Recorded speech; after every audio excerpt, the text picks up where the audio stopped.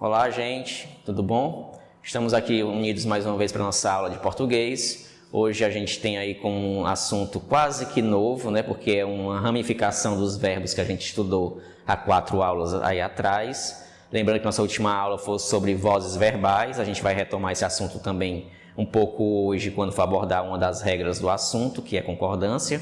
E aí, só para fazer novamente uma grande linha do tempo do que a gente já estudou, nós já vimos aí 4 aulas de interpretação de texto, vimos 4 aulas de conjunções, 4 aulas de verbos, que são todos voltados para a morfologia, né, conjunções e também os verbos. E aproveitando a carona de verbos, uma matéria que é uma matéria importantíssima nos concursos e que tem uma relação muito grande com os verbos, como eu havia dito, é a parte de concordância verbal, matéria crucial em bancas, porque é muito recorrente cair questões desse estilo, né, com esse assunto, porque uma das coisas que mostra se domina a língua portuguesa é fazer as concordâncias devidas, tanto verbal como nominal. Então, aproveitando que a gente estava vendo sobre verbos, eu resolvi colocar essa sequência de conteúdo e que lhe ajudará a falar muito melhor no dia a dia. Né? A gente sabe que nós brasileiros adoramos tropeçar nas concordâncias do plural, do singular, a gente costuma dizer a gente fomos, né? O povo foram. Então, expressões como essas não são adequadas na língua culta, né? E aí a gente vai estudar hoje, em razão de ser muitas regras e tal, a gente vai ver aqui aos pouquinhos, tá? No seu TD de número 13 vai trazer esse assunto, o TD 14, 15 e 16. Então a gente vai ter umas 4 aulas sobre esse assunto, porque, como eu falei anteriormente, é uma questão, é uma temática muito importante nas provas de concurso. E aí hoje eu vou ilustrar aqui algumas regras mais elementares para que você possa ir sedimentando, se apropriando melhor. E nas aulas vindouras a gente vai aprofundando e colocando mais complexidade no assunto, tá bom? Então eu espero que tenha um bom resultado aqui na nossa aula, uma boa aprendizagem e vamos a ela então. Então hoje nosso foco é concordância verbal, né? Quando a gente fala em concordância, a gente tem que entender essa palavra como concordância, nada mais é do que uma harmonia, né? Você tem um namoro, um trabalho, para que isso aconteça, as relações bem estabelecidas, é preciso que haja concordância entre os pares, né? Entre o patrão e empregado, entre namorado e namorada, esposo e esposa. E aí, então, acontece também no português, as palavras precisam estar harmônicas, o singular concordando com o singular, o plural com o plural. Então, existem 2 categorias de concordância. As concordâncias são divididas, então, em nominal e verbal. Quando concordam com substantivos, concordância nominal. Como assim? Quando eu falo, por exemplo, limões azedos. A palavra azedos está no plural porque concordou com o nome limões, que é um substantivo.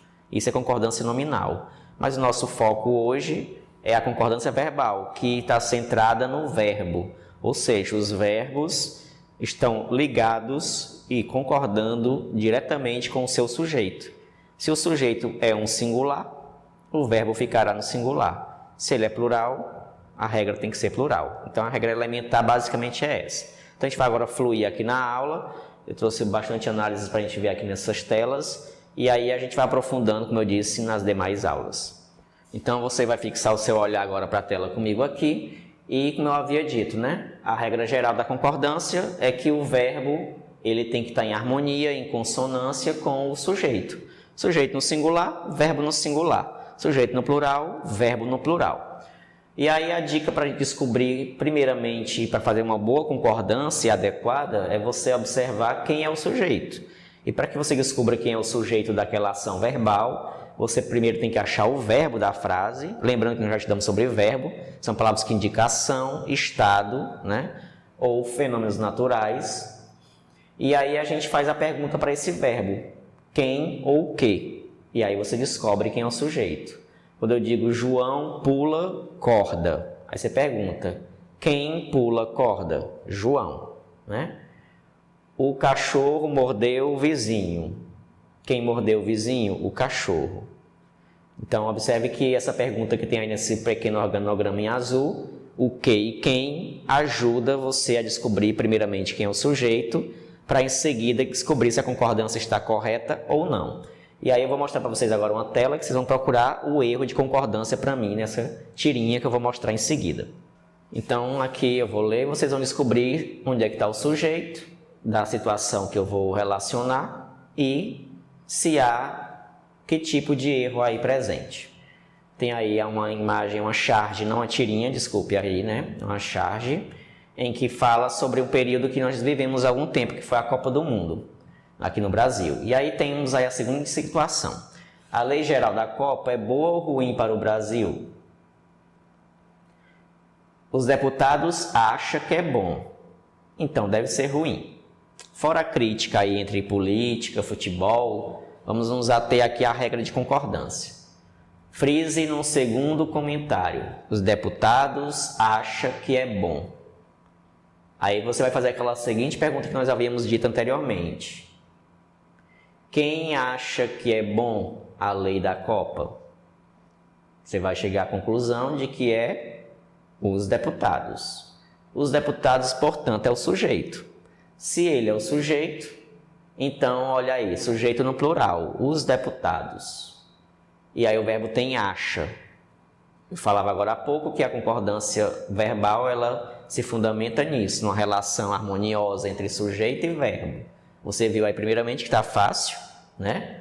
Que o verbo está no singular, acha, e o sujeito no plural. E logo a possibilidade aí de ser uma concordância devidamente correta não se enquadra. Então aí nós temos um erro no verbo achar. Isso é fácil quando a ordem é chamada de ordem direta, em que o verbo vem após o sujeito, tá? A gente chama de ordem direta quando está nessa estrutura, sujeito mais o verbo. Só que às vezes a gente erra muita concordância em questões de concurso e até no dia a dia na hora de falar, devido ao que a gente chama de sujeito pós-posto. Ou seja, a frase invertida. O sujeito não fica na frente da frase. Ele está lá pelo meio, pelo final, que são pegadinhas que as bancas gostam de colocar para que você se embanane todo e descubra, às vezes com dificuldade, que aquele verbo está correto e às vezes nem está com o sujeito que ali coloca-se. Então eu vou mostrar para vocês agora um exemplo de sujeito pós-posto e por isso que merecia a atenção de vocês. Eu quero que vocês olhem aí para essa propaganda da chinela Havaianas ou do chinelo, tanto faz. E aí vocês observam que a frase começou com um verbo. Chegaram as novas Havaianas do Roger. Chegaram as novas Havaianas. Aí você pergunta, o que foi que chegou? As novas Havaianas. Você acabou de descobrir o sujeito da frase. Então você percebe que o sujeito está pós-posto. Ele veio em seguida, né? Ou no final, ou no meio, não importa a ordem. E aí você observa que tem o nome chegaram. E aí você pensa, chegaram ou é chegou as novas Havaianas? Claro que é chegaram, já que eu estou falando de novas Havaianas, plural, verbo no plural. Então por isso que eu botei essa tela aí para vocês terem atenção, que é muito comum frases invertidas em que o sujeito está pós-posto, ou seja, na ordem inversa à oração, tá bom? Então tenha muita cautela antes de chegar a uma prova de concurso e marcar uma resposta, sem analisar se o sujeito está fora do lugar habitual dele. E agora a gente vai para as regras mais importantes desse material e as mais simples também, tá bom? Só queria abrir um parênteses para vocês aqui, que nós temos os verbos que a gente já estudou, o verbo ter e o verbo vir, né, de chegar. Eles no singular são sem acento, por isso quando uma frase tiver concordância verbal, fique atento. O sujeito aí na frase, ó, ele tem. Ele vem, singular não tem acento, mas no plural, ó, eles têm, eles vêm. Aí você observa que esse acento ele é acento diferencial para marcar o plural das palavras, aí no caso, né, dos verbos. Então o verbo tem e vem, no singular permanece sem acento, porém no plural você deve acentuar. Já os derivados dele, né, eu botei aí dois verbos para vocês perceberem. O verbo contém é derivado de tem, mas os derivados observam uma pequena modificação, que é importante você decorar aí ou aprender, né? Ele contém, apareceu acento agudo ó, no singular. E no plural, eles contêm lá no canto.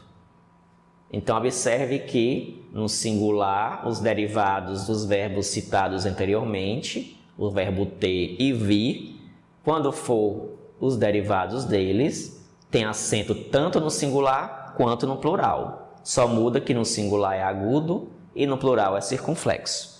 Já na versão original dos verbos, só tem acento no plural, tá bom?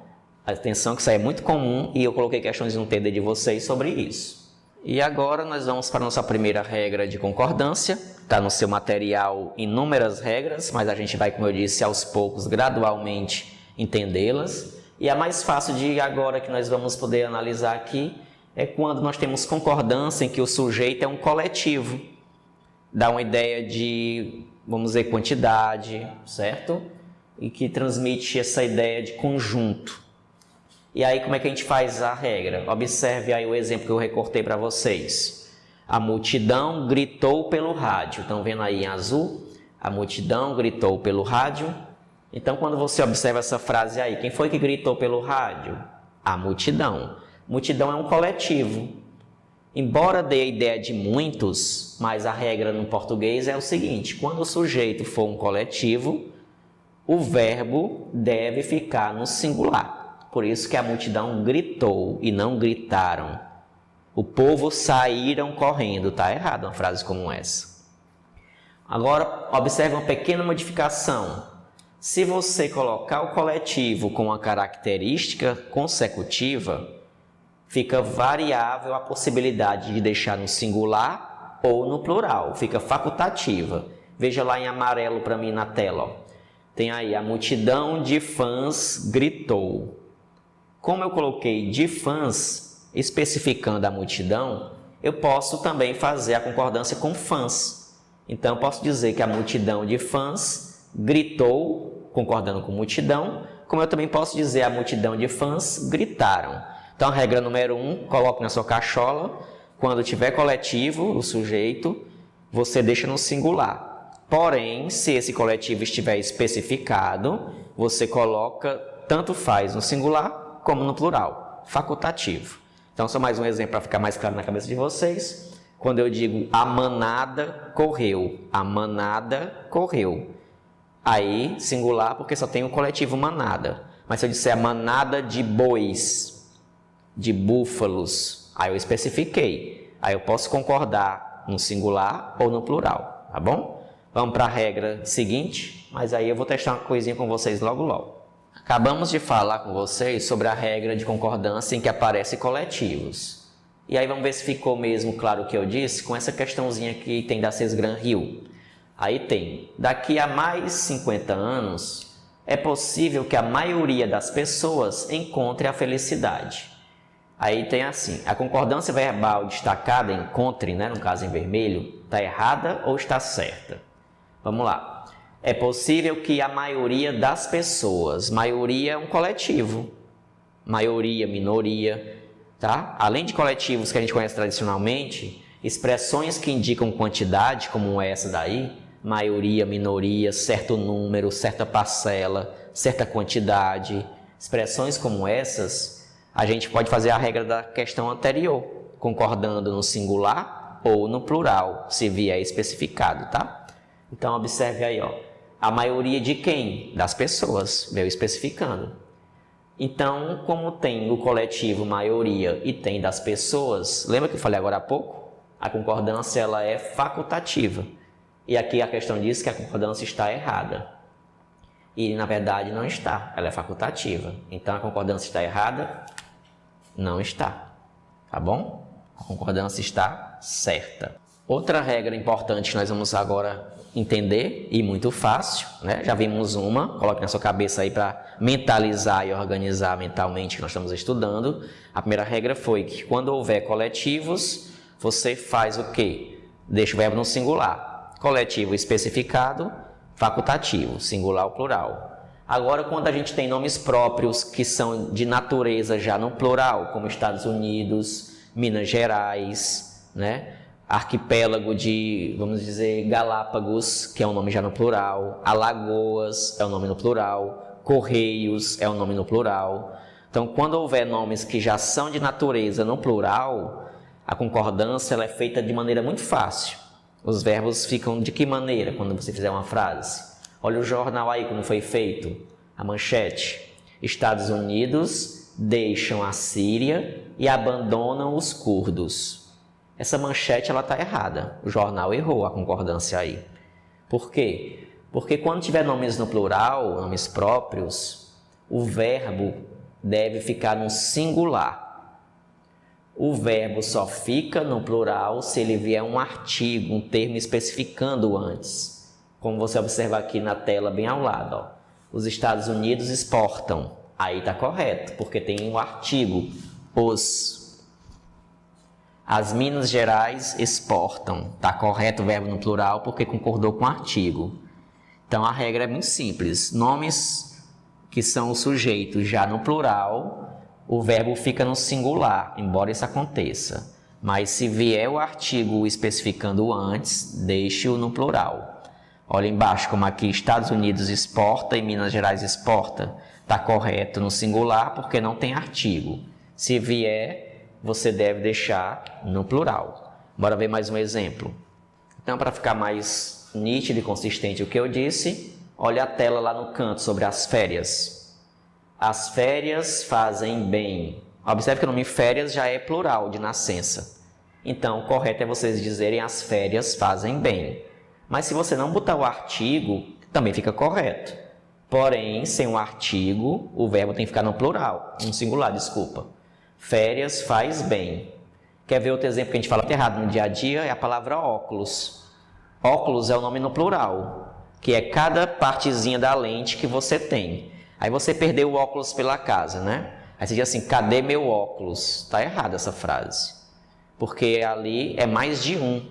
O objeto é um só, mas as lentes são duas. Então você tem que falar no dia a dia, onde estão meus óculos? Certo? Então, a mesma regra de concordância. Os Correios é um órgão falido ou os Correios são um órgão falido? Pensar um pouco comigo. Os Correios é plural, botei um artigo na frente. Então, os Correios é uma instituição falida ou são uma instituição falida? A conclusão, claro que é são, porque eu coloquei o artigo antes. Olha aqui mais um exemplo para ficar claro. Os Estados Unidos destruíram vários países. Corretíssima a escrita dessa frase, porque tem um artigo na frente do sujeito. Já na seção de baixo, os Estados Unidos destruiu vários países, também é possível, mas para o verbo ficar no singular, o artigo não pode existir, tá bom? Então já vimos duas regras. Vamos para a terceira regra. Vamos ver 5 regrinhas hoje, tá? A terceira regra que nós vamos ver é sobre porcentagem. Como é que a gente faz concordância quando uma frase tem um sujeito com porcentagem? Então já vimos a regra sobre a concordância envolvendo coletivos, né? Que o verbo fica no singular, porém, se o coletivo estiver especificado, é facultativo. Vimos regra em que o nome composto, o sujeito, ele está já de nascença no plural, a concordância é no singular, mas se vier um artigo anteriormente, você deve concordar com o artigo. E agora a terceira regra é sobre concordância com o sujeito em que aparece porcentagem. Também aqui nós temos uma nova regra para entendermos e muito fácil. Sempre que o sujeito tiver porcentagem, vocês sabem que os números têm singular e têm plural. Qual é o número que indica singular no nosso português? O 1. 1 é singular, acima de 1 é plural. Então a mesma coisa com os verbos. Acontece a mesma regra, tá? Só com uma pequena modificação. Observe aqui. Eu grifei lá uma manchete de um jornal que tem lá em vermelho. Observe lá no canto da tela. Até 50% dos alimentos vai para o lixo, diz a ONU. Por que está errado o vai? Porque você observa aí que tem 50. 50 é mais de 1, então é plural. E além do mais, quando nós temos porcentagem seguida de um substantivo, observe lá que tem, está especificando 50% de quê? Dos alimentos. Então, uma porcentagem com um termo substantivado explicando, o verbo deve concordar com ele. Se alimento está no plural, então tem que ser vão, tá? Então, recapitulando para ficar mais claro. Concordância em que aparece porcentagem, o verbo concorda com o número. Mas se a porcentagem estiver seguida de um termo substantivo, no caso aí, você concorda com esse termo que vem depois, esquecendo a porcentagem que estava antes. Confuso? Vamos ver aqui mais um exemplo. 89% das pessoas costumam ou costumam juntar as sobras do almoço. Cortei aqui a frase, mas dá para entender. 89% das pessoas costumam ou costumam. Observe que tem uma porcentagem, mais de 1. Já sei que tem plural, beleza. Mas quando tem uma porcentagem seguida de um substantivo depois, eu não me atenho mais ao número da porcentagem, mas ao termo que vem em seguida, tá? Então aqui a concordância tem que ser no plural, porque pessoas é plural. Mas se tivesse 1% das pessoas, eu faria como a concordância? Você vai pensar na parte que tem o número ou no que vem depois? Sempre no que vem depois. A porcentagem atrelada a uma expressão concorda-se com a expressão. Se vier só a porcentagem, concorde só com a porcentagem. Vamos entender um exemplo extra aqui. 2% dos alunos saíram bem na prova. Saíram está correto porque concordou com alunos. Porcentagem seguida de expressão. Beleza? Mas se fosse 1%, esqueçamos que tem 2%, vamos botar 1. Você colocaria saíram ou saiu? Ia continuar da mesma forma, saíram. Porque isso não interfere para mim, o que vale é o que está depois. Mas se tivesse assim, 20% dos alunos saíram bem na prova, porém 1%, aí eu não estou mais dizendo nada depois, então 1% não saiu. Se aparecer só o número, concorda só com o número. Se aparecer o número com a expressão, concorde com a expressão. Vamos para a nossa próxima regrinha aqui. Pronto, e nossa penúltima regrinha de hoje, tá? A gente vai já para a próxima aula, vou fazer diferente hoje. Eu não vou começar logo com as questões, não. Vou começar com as explicações das nossas aulas aqui e em seguida vamos resolver algumas questões na nossa próxima aula, tá bem? Então eu vou agora explicando e a gente vai depois para a nossa próxima aula, quando nós nos encontrarmos, discutir questões também. Então aqui, verbos impessoais. No seu material, vocês vão encontrar lá esse termo. E o que é um verbo impessoal? Verbo impessoal é aquele que não tem pessoa, que não tem sujeito, que não tem o ser vivo da ação. Tá bom? Então, verbos impessoais são aqueles que não se conjugam. Por que não pode conjugar? Porque não tem sujeito, não tem quem fez a ação. Então, o que são esses verbos eu já falei. E quais são? Quando é que acontece? Como é que a gente faz a concordância quando aparecem esses tipos de sujeito, entre aspas, né? Invisíveis aí. Então, os verbos impessoais são aqueles que indicam tempo. Por quê? Porque tempo não é gente, por isso que é impessoal. Quando eu digo faz anos que estudo português, se você observar aí, faz anos que estudo português, você vai ver que o nome anos está no plural. Mas por que não é fazem? Porque ninguém faz anos, quem faz ano é calendário, né? Então, por isso é que é um verbo impessoal.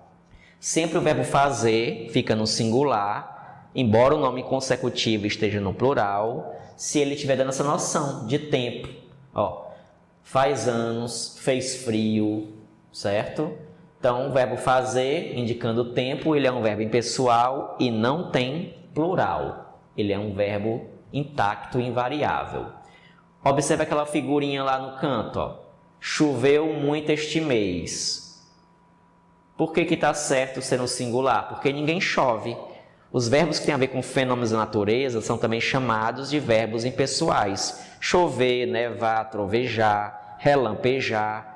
São verbos que dão essa ideia de fenômenos naturais. E fenômenos naturais não são pessoas. Então, são chamados de verbos impessoais. E eles devem permanecer no singular, independente do que aparece em seguida. Porém, se tiver no sentido figurado, concorda com o sujeito da oração. Olha lá embaixo na mesma imagem. O certo é choveu ou choveram oportunidades. Vocês conseguem ver na imagem aí um raio, um relâmpago, e aí tem no cantinho em vermelho. Choveu ou choveram oportunidades. Oportunidade, chove como gota de chuva? Claro que não, sentido figurado.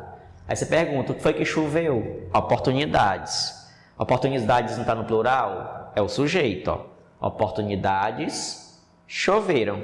Então aí pode variar, porque é sentido figurado, tá bom? Então devagarinho aqui para a gente entender melhor.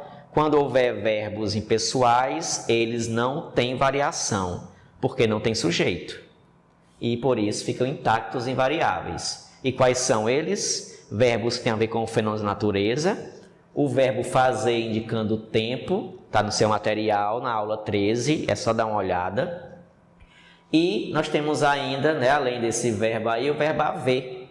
O verbo haver também ele é muito comum nas provas de concurso. Essa regra que nós estamos vendo agora é uma das mais importantes que cai nas provas de concurso.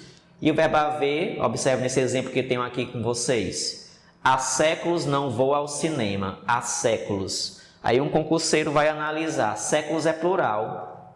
Beleza. Mas séculos não é o sujeito. É o que vem em seguida da frase. E há séculos indica tempo.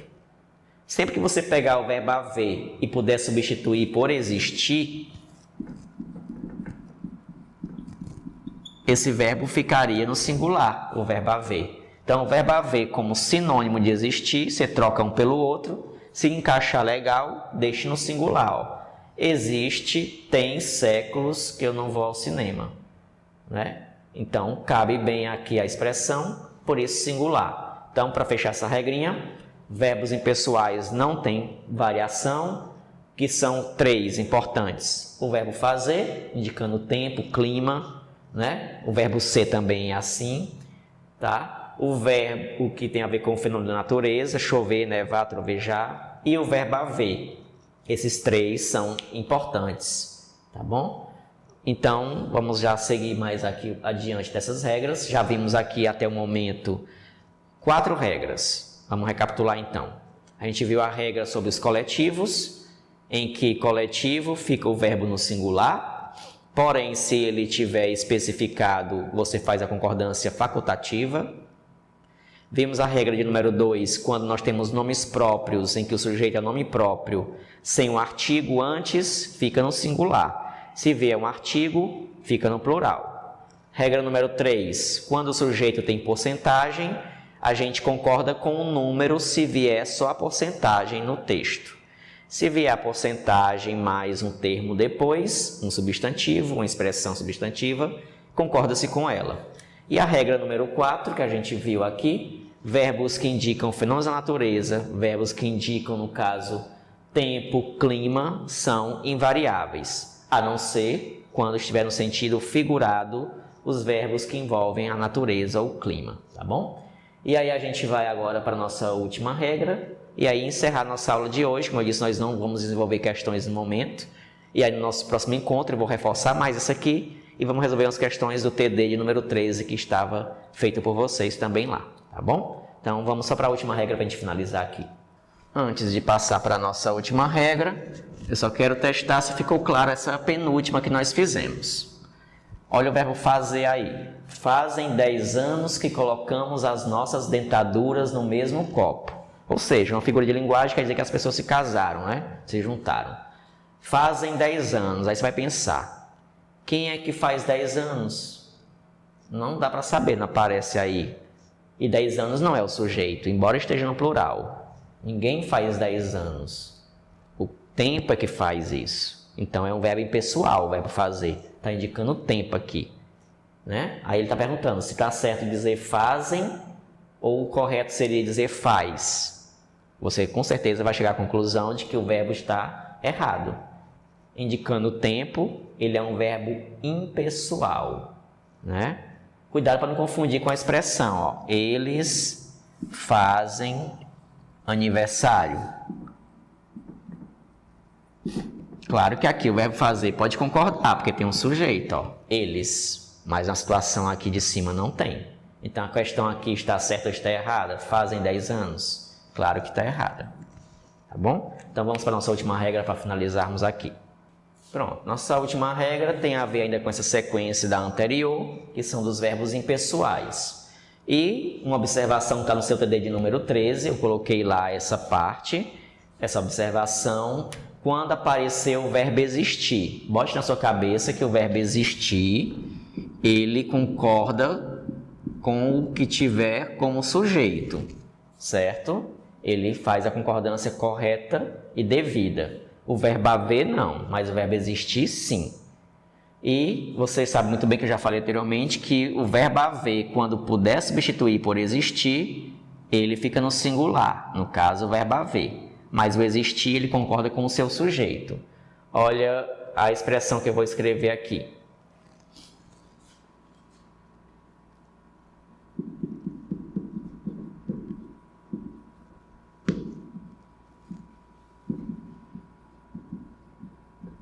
Pensando bem, eu vou escrever aqui no cantinho no quadro, vai ficar muito poluído para vocês. Foquem aqui no quadro comigo. Vamos mudar a estratégia aqui.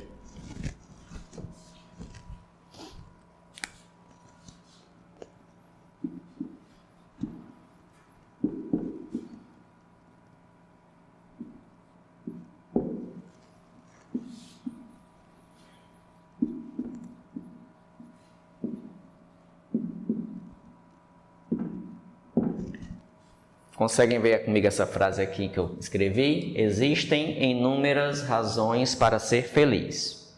Aí você pergunta, né, ao verbo. Encontrei o verbo. O que existe para ser feliz? Aí você vai descobrir.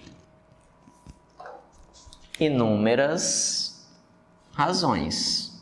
Aqui é o sujeito. Se o sujeito está no plural, obviamente o verbo fica no plural. O verbo existir concorda com o seu sujeito. Se fosse no singular, singular. Mas eu também posso usar o verbo haver, substituindo. Ó. Há inúmeras razões para ser feliz. Aí você vai ver, continua no plural o sujeito, né? Pude substituir pela expressão aqui, ó, mas ele não variou. O verbo haver, com sinônimo de existir, ele é invariável, tá bom? Embora sejam sinônimos, o existir tem inflexão, o haver não tem quando for nessa situação. E aí, para concluirmos aqui nossa primeira etapa, eu vou fazer aqui só 2 desafios de 2 questõezinhas que eu trouxe recortada da internet. Tá? Não é questão do concurso do nosso TD, só para ver se ficou um pouquinho da aula de hoje. E aí sim, na nossa próxima aula, a gente vai reforçar mais regras, umas mais complexas, retomar um pouco dessas e fazer 2 questõezinhas lá do TD de número 13, que é dessa aula aqui que nós estamos vendo. Eu vou fazer de maneira diferente. Após vocês terem feito, eu vou comentar as questões em seguida. Então vamos para a última tela para nós finalizarmos nosso encontro de hoje. Vocês podem fixar o olho de vocês nessa tela, que nós temos 3 perguntinhas para ver se ficou um pouco da nossa aula, tá? Então aqui nós vimos hoje várias regrazinhas de concordância, simples ainda, né? E aí eu queria ver com vocês esse desafio que temos aqui. Primeiro deles, aqui embaixo. Que alternativa está correta? Existem milhares de candidatos naquele concurso ou existe singular ou plural? Aí pensar um pouco. Existem é o verbo, existe é o verbo. Concorda-se com o quê? Ele sempre concorda com o sujeito que aparece. Então vamos descobrir quem é o sujeito. O que existe naquele concurso? Milhares de candidatos. Milhares de candidatos não é plural? Então, se é plural, o verbo tem que ser existem, letra A. Vamos para a questão acima. Aqui onde tem A e B. Apareceu o verbo haver. Vocês lembram que eu falei que o verbo haver, ele é um verbo invariável, quando indica tempo, né, clima, ou quando puder substituir por existir. Observe que eu posso riscar o verbo haver e botar o existir no lugar. Deve existir várias maneiras de resolver esse problema.